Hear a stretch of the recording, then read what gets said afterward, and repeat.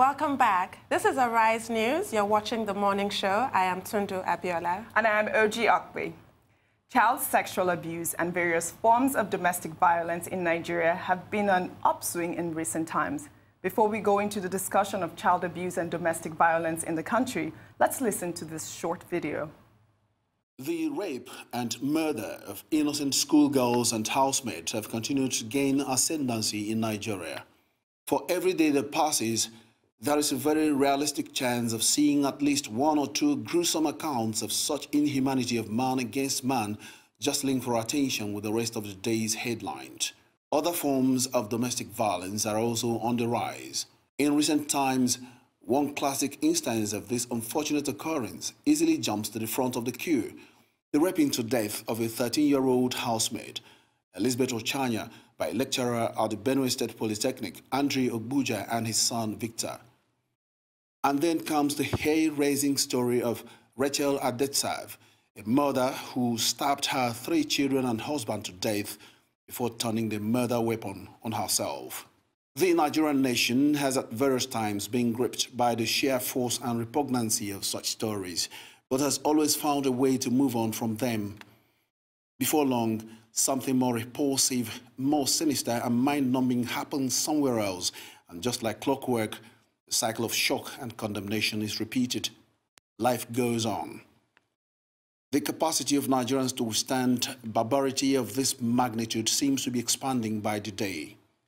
Coupled with the mindless bloodletting being visited on innocent people in the northern parts of the country, the sanctity of human life has virtually lost its meaning in Nigeria. The sexual exploitation of the Nigerian girl child, when seen from the minimal amount of punishment exacted so far, easily gives a fair idea as to why this would remain a problem for the long term. It's clear now that Nigeria's judiciary needs to secure a lot more convictions against perpetrators of these crimes in order to send an appropriate warning to potential offenders. There is a view that Nigeria is gradually being enveloped by a blanket of violence. Could this trend be reversed? Joining us now to take a look at this worrying trend is Betsy Abba, the Executive Director of See Hope Nigeria, an NGO that has done so much in the fight against child sexual abuse and domestic violence in Nigeria. Mrs. Abba, thank you for being here. Thank you, my pleasure. Good morning, ma'am. Thank you for watching. Thank you for joining us. I'm sure you just watched that little video, right? And very disturbing, right? So what would you say the sudden spike in child sexual abuse and domestic violence is in Nigeria right now? What would you say the reason would be? I think I would say generally that there's a spike in violence all over the world. People are under intense pressure, and most of the time they tend to take out their frustration on people, on vulnerable people around them. And why the case of Nigeria is so staggering and seems to be like an ongoing affair, and it doesn't seem to end, is the fact that our laws, there's a laxity in the implementation of the laws. All over the world, people have animalistic instincts. All over the world, when people are not checked, they tend to overreact, they tend to go into excessive behaviors. But when the law is in place, it serves as a check. That in Nigeria, the law enforcement agencies are not really up to task. There's a lot of compromise. So when people have that kind of impression that they can always get away with crime, when they know that is very prevalent, that they can buy their way into freedom no matter the magnitude of their crime, of course, the crimes will continue to trend, it continue to be prevalent. And then, especially among young people who are very helpless, who are very, so to say, really, really susceptible. They cannot fight back, they are defenseless. So people take out their frustration on their house helps, on their own children, on people around them, knowing that they can always get away. So what are the laws right now in place to actually help support these people, our victims? We have all kinds of laws in Nigeria. The problem is not even the law. The problem is in the implementation, the enforcement. We have the Child Rights Act of 2003. Nigeria is a signatory to the United Nations law on children's rights. Right. As implemented, since 1989. Nigeria also has the Violence Against Persons Act, but it's not, it's not implemented. Most of the time, it's not. For instance, I work with young people in Lagos and prominently in slum communities. And right in the middle of Lagos, right in the middle of Nigeria's most cosmopolitan city, child marriages go on in these communities. And Lagos is a signatory to the Child Rights Act. Lagos has its own 2007 version. But in most cases, it's not implemented. People are not even aware of their rights. So they cannot even enforce their rights. Many people are not even aware that giving your child away in marriage as a teenager, as an adolescent, as a male child, it's even a crime. They'll tell you, this is my child. I will do whatever I want to do with my child. So there's a lack of awareness, public awareness. There's a lack of enforcement. There's a lack of political will on the side of government. It's quite disturbing that Lagos has domiciled the Child Rights Act, and these atrocities continue, whereas the Child Rights Act has no legislative power unless the state domiciles it. So far, only 23 states have done so out of 36. So it's sad to think even a state that has domiciled it is not checking this type of behavior, but it also sort of indicates the perception, as you were saying, of children, young girls as property, chattel, I will do what I like. In Nigeria, we have the lowest age of consent in the world. The age of consent in Nigeria is 11 years old. It is only a crime to have sex with a child 10 years and below. That is the lowest in the whole world. What is your view of this? I think it goes to show, in response to this and the fact that some of these things still go on in Lagos, which is supposed to be a trailblazer, it all goes to show that we have not prioritized children in the country. We are not particularly a child-friendly country. Because if we prioritize children, we will do everything, we will prioritize their protection. So when people get into office, people strive to get into office, and then once they get into office, they are busy trying to retain their power, their influence. And then the next few years, they are trying to get themselves back into power. So their priority, our priority as a nation has never been children. And it's so sad because any country that does not prioritize the protection and development of children is as good as extinct, because we have no future that we can be proud of. And that's why we keep churning out all kinds of behavior. You've heard someone rape the mother to death because he wanted to become an overnight millionaire. We are not really particular about the preservation of the future of our children as institutions, as families. And that's why you keep having all these fallbacks. And that's why we keep having all kinds of scandalous stories coming out of Nigeria. We've been dealing with a particular case, the Ochanya case. And you could see the trend, a father and his son serially raping a 13-year-old girl. I mean, actually from the age of 8 for a period of 4 years. They just had the impression that they could get away. Because if they knew that the law would come down hard on them, if they knew that they could be exposed to public outrage, public shaming, there would have been some kind of restraint. So as long as the laws are not enforced, as long as people believe that they can get away, there will always be impunity and the crime rate will keep spiking. And especially against the most vulnerable among us. So what is your organization doing right now to raise awareness for the campaign against child abuse primarily and we work domestic with, violence? We work with children that are at the very fringes of society, in excluded communities, in coastal communities, in urban slums. Because that's where you have the most number of violations against children, sexual violation, child abuse, all kinds of violations, because they tend to be detached from the society. They tend to be detached from government. And so we work in enlightenment, in empowerment, and also bringing their plight to the public. But also, in general, we work on child's rights, girls' rights. Because if there is anything, I believe as a person, that we have to be engaged in as a country, anything that really should draw our attention now is the status, the plight of our children. People abuse their children, people abuse their neighbors' children, people abuse house helps. In fact, that's a major issue in the country, sexually, physically, psychologically, because they feel they are disposable, they are vulnerable, and then the laws, they're not answerable to anybody. And so we amplify the voices of children, especially children that are abused, children that are forgotten, children that are voiceless, children whose futures are sick. So See Hope is all about amplifying the voices of children whose existence as Nigerians are threatened. You were involved in the campaign for the release of the Chibok girls and also the case of the kidnapping of Ese Oruru, and most recently Ochania, that you mentioned, the rape victim who died from complications from VVF after she was allegedly raped by her guardian and his son. What are the themes that have arisen from all these cases that you've worked on? Can you tell us more? Actually, we had a meeting yesterday, and someone in Lekki, I sit out to discuss child sexual violence using Ochania's case as a peg. And someone made a very strong impression on me when she said, it's a wrong time to be a child in Nigeria. It's a wrong time, especially to be a female child in Nigeria. Most of the cases that have drawn the outrage of the country has had to do with violations, gross violation, especially sexual violation of female children, because they're particularly vulnerable, because we've not taken real steps to ensure their protection and to punish people who violate them, their rights.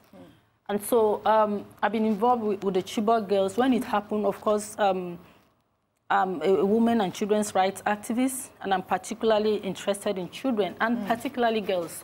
So when this happened, I knew that this was not something that is acceptable anywhere in the world, that the government had the responsibility to ensure that those girls are brought back. Well, what was your exact role in the release? Yes, I was involved in the campaigns. I'm a social media influencer as well. So I basically make a lot of noise to draw the attention of the government, of people around and the world to the fact that we need to protect those children. So I was involved with the Chibok girls. I'm still very much involved. 112 of them are still unaccounted for. And then that of Ese Oruru, who was kidnapped for 6 months and firstly married and Islamized in Kanu. We made a lot of noise, and thankfully she came back. That was in February 2016. And then currently on Ochania, apart from the fact that I come from the same place as Ochania. Oh, you do? Yes. Okay. I speak the same language. I'm very much familiar with the community. The fact that Ochania could have been any other person. Yes. Every one of us is an Ochania one way or the other, because we are not particularly safe, especially as women, as girls in Nigeria. And there is not a very strong sense that the government will fight for us, especially if we do not have people to speak for us. And so I believe that, like the rest of Nigerians that are outraged, that are angry about Ochania's case, that we should make her a symbol. Yes. To galvanize, to mobilize a national movement and tell ourselves that this is the time to stop sexual violation, especially of children, of girls in Nigeria, that we've had enough, and the government has to act. We are not in Banana Republic, so to say. We are not in a society, a lawless society. This society is supposed to be guided by law and order. And then you have children being violated. Just after Ochania, a young pastor killed an adolescent girl and threw her body over the fence in Port Harcourt. Wow. Yeah, during the night vigil, less than a week ago. This should not continue in a country if we claim to be governed by rule of law, if we claim to be governed by by law and order. We have to come to a point where we say we've had enough. We have to come to a point that, and we ask the policymakers and every other person in authority, why do you keep churning out laws and acts and all kinds of edits when you are not really attuned or really ready? You don't have the political way to enforce them. Why do you aspire to be in a position of power, of authority, if you're not really ready to protect people? Because the Nigerian constitution is clear. The very prominent role of people in power is to protect and to guarantee the safety and welfare of citizens. Children are not safe. Women are not safe. Girls are particularly not safe. So why are you still in power? What business do you still have being in power? So this is actually the time for us to make noise, to scream the loudest, to the highest pitch, that children in Nigeria have to be protected. Because if we do not protect these children, our future is not even guaranteed. I keep telling people, one of the reasons why I'm very much involved in the See Hope vision is the fact that children that are oppressed, children that are excluded, children that are forgotten, children that are marginalized tend to get back at the society in a violent way. We've had the cases of the Niger Delta militant who sit atop oil wealth, the oil wealth that really oils the wheel of our economy. And they live in abject poverty, in staggering, desperate poverty, because I used to work in the Niger Delta. And then in the north, where we've had some of the richest people from, and yet you have the highest level of poverty. And young people are not educated, young people are not empowered. And then the next person that comes to them and says, if you kill somebody, you are going to go to heaven, God is pleased with you, you are going to meet with 72 virgins. They have no alternative view. And so they easily give into fundamentalism. And you cannot just outrightly blame them, because that is the only view they have. They have no alternative view. And so as early as possible, we have the role as government, even as the rest of society, to push for the empowerment of young people. Yes. Because young people are actually the future of this country. I'd like you to please expand on the role of society, because you've highlighted the limitations of the government's approach.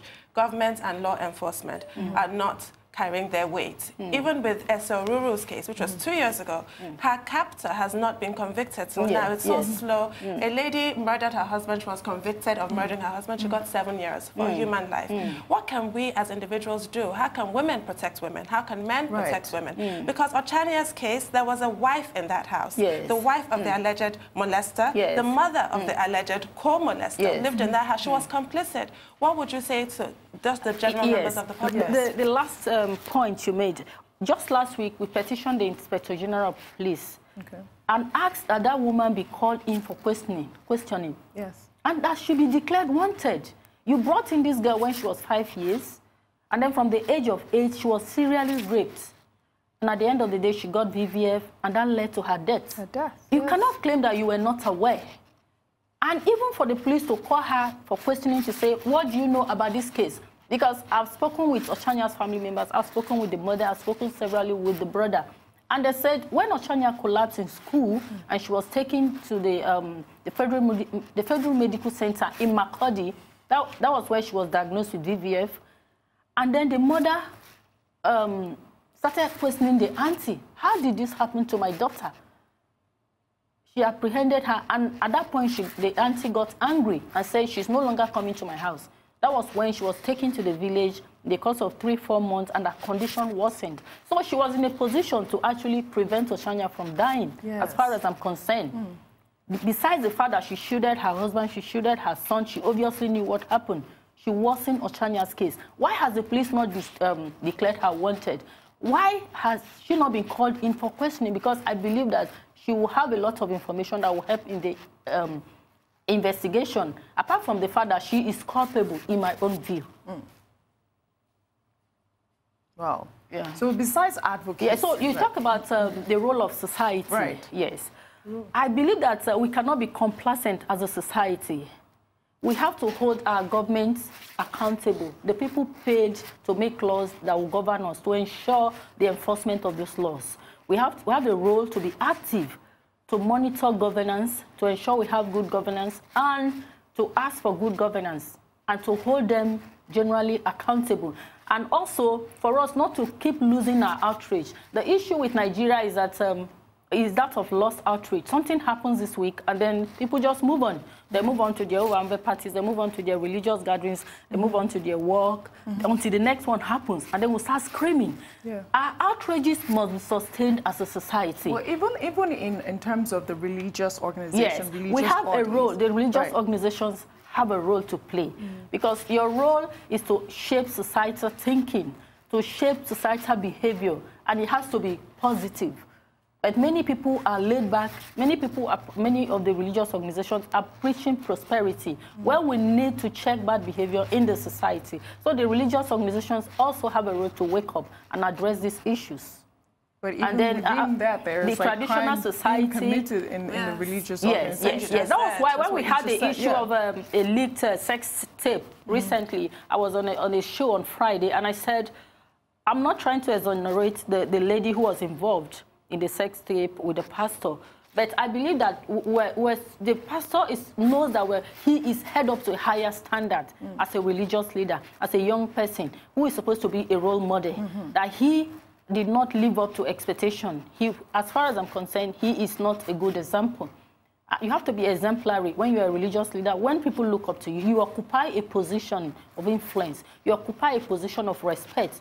You occupy a position where people look up to you, and you shouldn't turn down, you shouldn't let down the people that look up to you, especially young, impressionable people.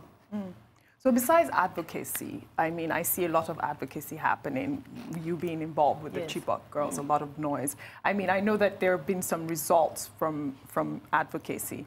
I mean, what else can be done, really, to make sure that these policies and laws are implemented, besides even, you know, I know you answered the question about the role of the society. What can the government do to actually implement these laws? I think it lies basically with governments. If you see societies all over the world, what makes us different from the US, for instance, in terms of the official response to rape, is the fact that the government is very strict on rape. In fact, sometimes in a place like US, UK, some people would prefer to commit murder than rape because the way you are shamed and then sentenced. I mean, sometimes it's harsher than even murder, in my own view. So if the government comes down heavily on rape, for instance, it makes a whole lot of difference. People basically all over the world have animalistic instincts. But when you know that your government is very firm, even at the very last moment, you have some restraint. Look at people defiling children as young as 2 months, 6 months. It's horrible. Why do they do that? They believe this is my own child. It's not your business. I can do whatever I want with my child. They don't know that this child actually belongs to government. You could be jailed, you could be hanged if you misuse, if you abuse your protective custody, if you abuse your position as a father of this child. And so it's all about the government. And so as long as our government is laid back, is not concerned, I don't think that we're going to achieve a lot. So to answer you directly, the government needs to carry out very widespread enlightenment program. People need to even be aware. There was a rape case. A girl was gang raped about 4 years ago in a community in Ogun State. And I went there with one of her volunteers. And the grandmother basically tried to mobilize a mob against us in the village. She said, this is my grandchild that's been raped. Is she your grandchild? What's your business? Wow. I've forgotten the people that raped her. We're not making any case. Please leave this place. Yes, I've forgiven them. Wow. Sorry, I've forgiven the people that raped her. This is in Ogun State, 2014.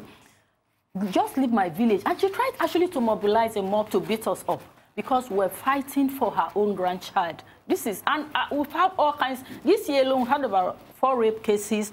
Among the rape cases we've dealt with, 4 of them dropped along the way, either at the level of the police station or from the courts.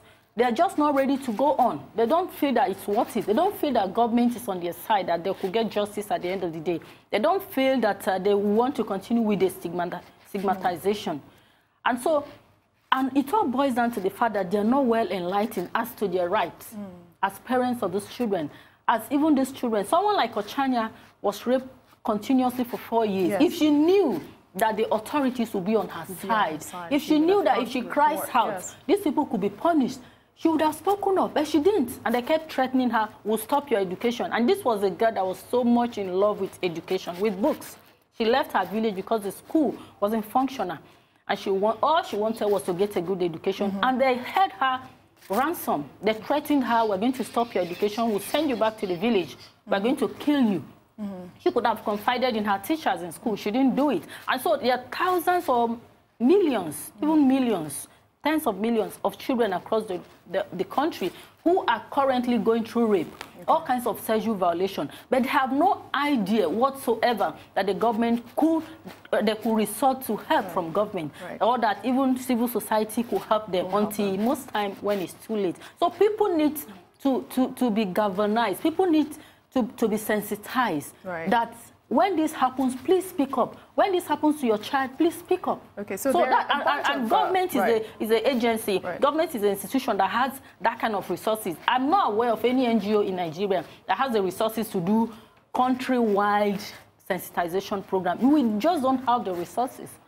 So, and then government has a bigger responsibility to ensure safety of lives. So it's their responsibility to ensure that people are sensitized, people are empowered to speak up. And then that So let me ask you, this time you're saying people are empowered to speak. There are a bunch of emergency helplines that have been set up already, even in Lagos State. Can you for sure tell me that if you have any case that you can actually tell the audience to say, hey, if you call this helpline, this is the process, this is what's going to happen, and for sure I have examples to show you that this has really helped?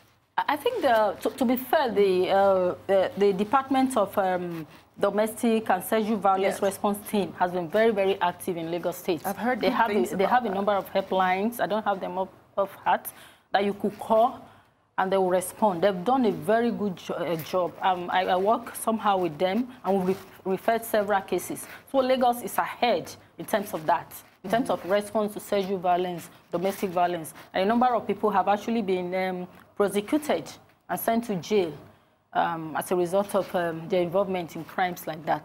And then Mirabel Center also has a helpline. Mirabel Center is a sexual response center, sexual crisis response center that we have in Lagos, and a number of others. But most of the states do not have some of these helplines. And sometimes when you know how government works in the country, sometimes the helpline could work for a few months and then it stops working. That's if at all they ever come up with that kind of helpline. But generally, I would say that there's a general consciousness about the intolerance, our intolerance for sexual violence in the country. There's a general consciousness that we cannot continue this way. For instance, about 5 days ago, I got a call from Otukpo, where I come from, which is also close to Ochanya's community. Because of what has happened, people are very, very much alert to these kind of things. And I was told that a 14-year-old girl had been raped and impregnated by a 61-year-old man. And so I got in touch with the local government chairman, the vigilante. Before even the local government chairman could come in, the vigilante groups had arrested him and taken him to the police station. And then the man boasted that he was going to get his freedom and he was going to deal with the people that took him there. He always knew that he could buy himself out of the police detention. And just as he said, within a few hours, he was out. He reportedly paid for his bail. Of course, they call it bail. There's bribery. And then he got out of the police station in Otukpo. And when the chairman got into town, he called me. And then he came in a bit late in the day. The very next morning, he was rearrested. He actually hailed the girl. And the police told the vigilante members, we can't find the girl, so you go look for her. When you find her, bring her here. Meanwhile, they knew it was the man that hailed her. So they were able to, with the help of the chairman, they were able to get the man and the girl and brought them back to the station. And as at yesterday morning, he was moved to the police command in Makurdi. And that's because there's a general consciousness.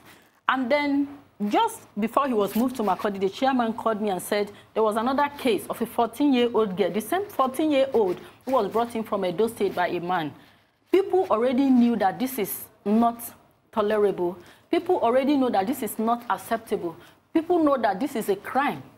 So he told me that because of the radio announcements and all of that, when people see this kind of thing, they're always ready to report to the vigilante, which is like the nearest law enforcement agents to themselves, the paramilitary group, and then they are taken up to the police.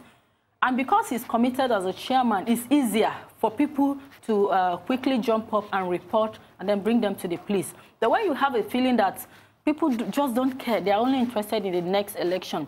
When you have a feeling that all your efforts will just be in vain, when you know that maybe you could even be threatened for reporting someone, you just go about your daily business and then you are less concerned.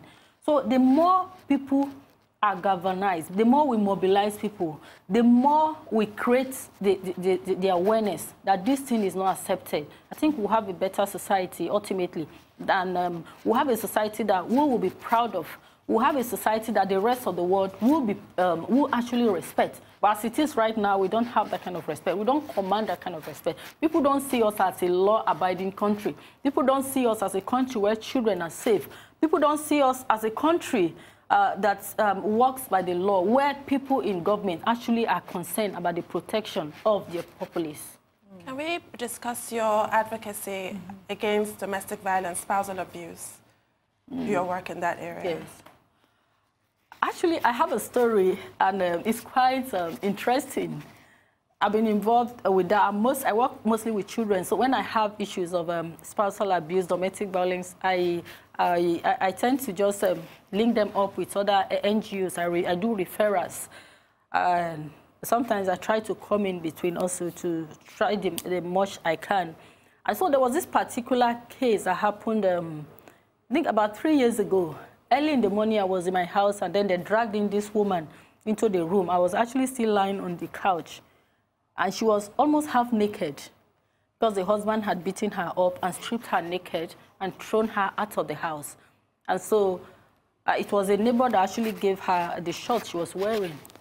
So I said, this is very serious. So what came to my mind is, okay, let me, because this is really, really big, I said, okay, let me refer the case to Josephine Chukwuma, who is a big name in domestic violence in Nigeria. So I drove her to Josephine's office, went to the police station to report, and the man was picked up.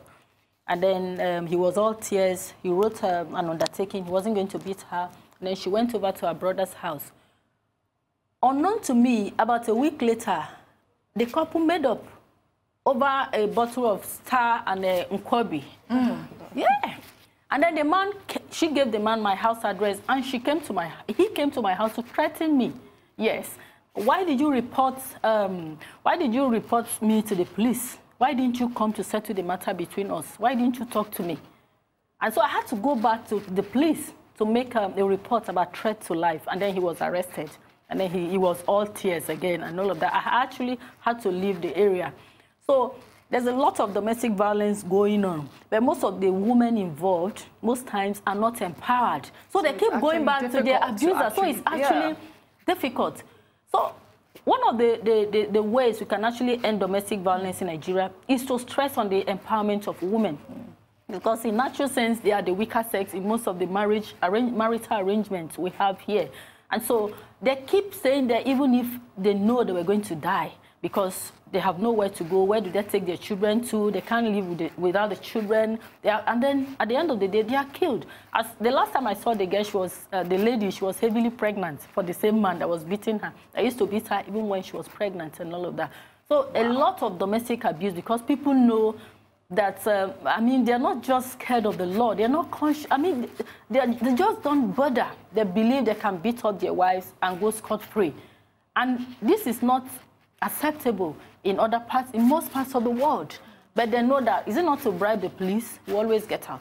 Look at what happened. The lady had to go back because she had no other means of survival.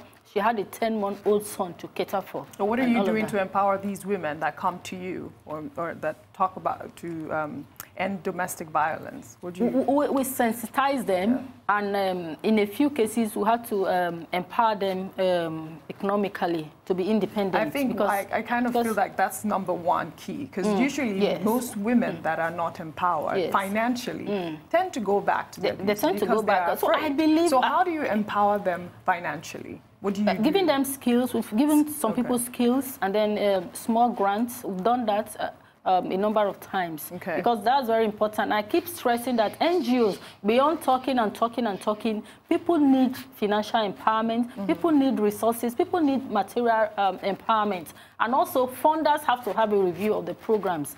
Words sometimes, empty words sometimes at the end of the day may not mean so much to people as much as how we empower them in reality, how we actually put money in their hands. Most of the programs we have on girl education, we go to the community and we say, okay, line up, how much do you need for the term? And we put money in their hands. It's not enough to say you are encouraging girl educational empowerment, and all you talk about is talking to policymakers who are not interested, talking to senators who are more interested in collecting their fat allowances. How can we, in reality, in physical terms, empower these girls? They need good food. That's why I'm actually very happy about the school feeding program. Because it entices children to come to school, and it's very effective. So, but we have some lapses, but at least for a start. And of course, so in reality, we have to empower these people, not just by word, but in terms of physical cash, in terms of food, Right. Yeah. Well, all right. Thank you so much, Betty, for joining us. It was quite insightful. How can people reach you? Real quick, we don't have much time. On our website is www.ceehope.org. I'm very, very active on Twitter at Betty Abba. I'm on Facebook. Once you Google my name, you just within a stone's throw or less. Yeah, so I'm actually very accessible. Thank you so much. Good luck and good job on everything that you've done so far. Thank you. Thank you. We're heading now on a short break, but when we come back, Charles Ohuaku, our Rise News analyst and producer, will be joining us to review all the newspaper headlines from around the country. Stay with us.